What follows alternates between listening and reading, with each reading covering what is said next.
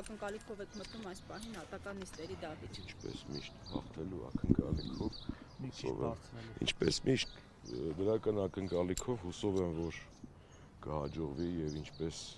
մյուս աջակցի հետ կապված գիշերվա նիստով եղավ, ընդհանրապես մերժվեց վարչական հսկողություն խափանման միջոցը, հուսով եմ նաեւ ես ինքս Արտուն Գրիգորյանի հայրիկի հաստաբանն եմ եւ հուսով եմ, որ նույնը կլինի նաեւ իր հոր պարագայում եւ այդ նախաընտրությունների շեմին այդ շինծու արհեստական գործով չի հաջողվի այդ ճնշումը կատարածել, որը որ ներկայիս վարչախումբը փորձում է անել եւ եթե նախկինում նման տիպ դեպքերի մենք բազմիցս ականատես ենք եղել եւ Վանաձորում եւ Վարդենիսում եւ այլ վարչական շրջաններում ընտրություններից առաջ, այս անգամ արդեն կարելի ասել մարտավարությունը փոխվել է, ընտրությունների նախօրեին է արվում, որոշակի կերպով ընտրությունների վրա կարելի ասել ազդեցություն ունենալու համար, այդքանը հուսով եմ, որ մեզ կհաջողվի եւ կարճ ժամանակ անց արդեն Արտուն Գրիգորյանի հայրը դրսում կլինի ազատության մեջ։ Պարոն Հարությունյան, դուք օրինակներ բերեցիք Վանաձոր եւ մյուս այլ համայնքներում նախընտրական այս եռուզեռին առնչվող իրավական այսպես կոչված գործընթացների վերաբերյալ, բայց ձեր պրակտիկայում եղել են դեպքեր, երբ օրինակ հենց կարմիր գծեր հատվեն եւ անմիջապես թիրախավորվեն հայրն ու որդին տեխնացուի օրինակ։ Տեսեք, վերջի տարիներին մենք այնպիսի ողջամիտ բաների ենք ականատես եղել, որ զարմանալի չի այլևս, այո, եղել են նմանատիպ դեպքեր եւ բոլորը այդ նմանատիպ դեպքերը հիմնականում պայմանավորված են եղել քաղաքական հետապնդումներով, զարմանալի չի այլևս ոչինչ զարմանալի չի, ես բազմիցս ասել եմ, որ մենք ժամանակ առ ժամանակ այս վիճակները տեսնելով կարելի ասել իրավական անզորության մեջ են գտնվում, չնայած բոլոր մեր գործիքակազմով փորձում ենք իրավական ճանապարհով հասնել արդյունքի, բայց արդեն այլևս ամեն ինչ հնարավոր է այս երկրում եւ որևէ բանից զարմանալ պետք չէ, ամեն ազգային ժողովի նիստում վարչապետի պաշտոնը զբաղեցնող անձի նմանատիպ դրսևորումներից հետո ինչ որ մենք տեսանք 3 օր, միշտ էլ հնարավոր է նմանատիպ զարգացումներ, ինչպես նախկինում օրինակ եղավ, երբ որ կառավարության նիստի ժամանակ կարելի ասել ցուցում տրվեց եւ հաջորդ օրը Լևոն Քոչարյանը ձերբակալվեց, այնուհետև կառավարվեց։ Պարոն Հարությունյան,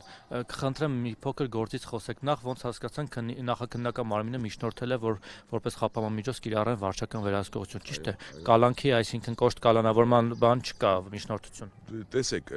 չկա եւ ինչն է հետաքրքրական, երբ որ միջնորդությունը կարդում էի գիշերը արդեն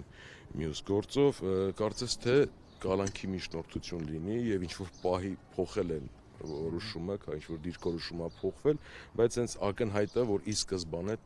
գործը գնացել է դեպի կալանք եւ այն օրինակ վարչական ինչից են հետ կանգնել, այսինքն ինքը տենց լուրջ հիմքեր չի եղել կալանավորման, հանցանքի այսպես ենթադրյալ բանը մեծ չի եղել, հիմքեր ընդհանրապես կարելի ասել գործով որևէ բան չկա, մի քիչ նույնիսկ առաջի հայացքից sense ակնհայտ ծիծաղ է առաջացնում այդ վարորդի նյութերը, երբ որ ուսումնասիրում ես։ Այն է գրված, որ դրանով այդ հոդվածի տակ չի կարող մարդը, այդ հոդվածով չեն կարող, եթե չեմ սխալվում 221-ի առաջին մաս, որով մինչև 3-ից 6 տարի ազատազրկում է սպառնում։ Այո, ընտրությունների ժամանակ նյութապես շահագրգռել եւ ինչն է հետաքրքրական, որ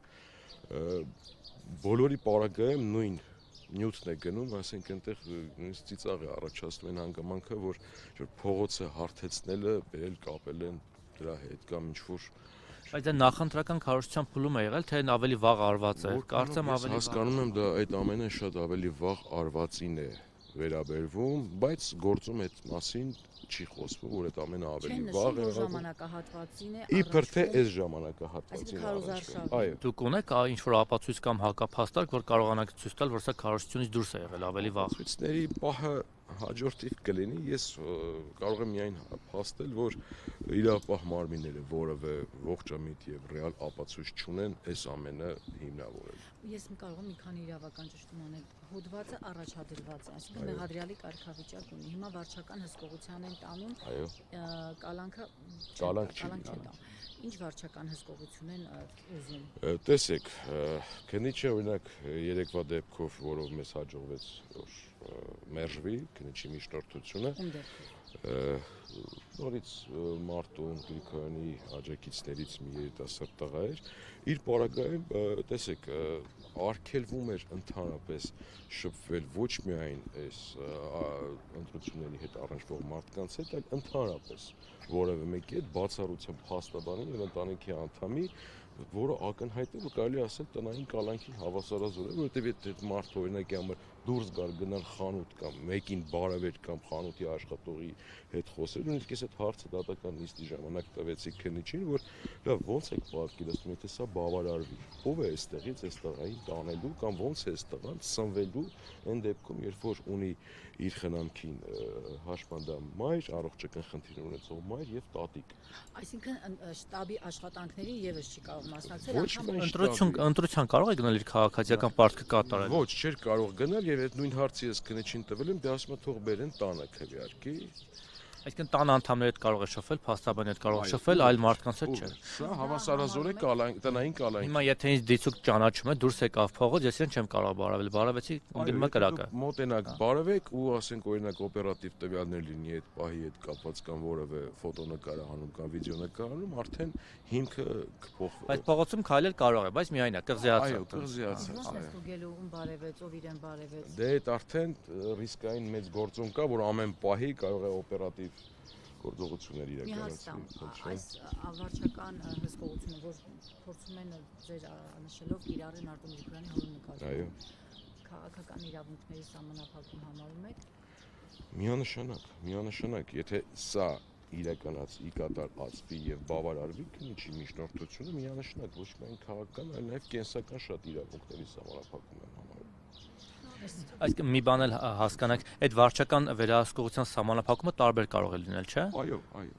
Այսինքն կարող է թույլ տալ շփվել մարդկանց հետ, թույլ շփվել մարդկանց հետ ընդհանրապես ամսվա մեջ կամ շաբաթը 2 անգամ գնա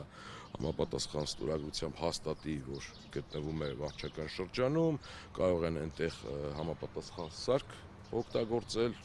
իր շարժը ֆիքսելու համար, տարբեր է լինում դա արդեն եւ կախված է միջնորդությունից եւ կախված է թե որքանով է դատավորը բավարարում։ Հիմա դուք հոր մասով եք, չէ՞, իսկ որդունը։ Չտեղակ չեմ ով։ Լավ, շնորհակալ ենք։ Պարոն